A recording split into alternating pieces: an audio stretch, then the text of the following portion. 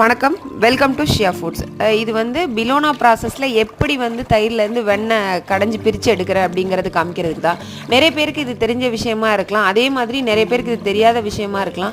அவங்களுக்கு ஜஸ்ட் காமிக்கிறதுக்கு தான் இது.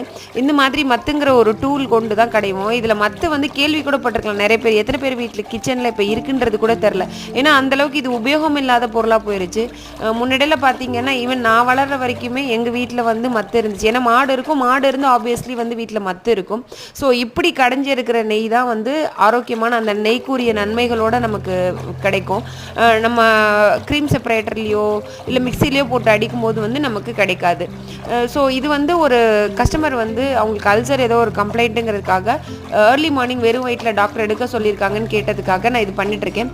நான் வந்து ஒரு பேட்சாக பண்ணுவேன், 5 லிட்டராக பிரித்து பண்ணுவேன். ஒரு 5 லிட்டர் பண்ணி நம்ம வெண்ணெய் எடுக்கிறதுக்கு 2.5 மணி நேரம் ஆகும். ஸோ இந்த ப்ராசஸில் பண்ண நெய் வேணும்னா ஸ்க்ரீனில் தெரியிற நம்பர்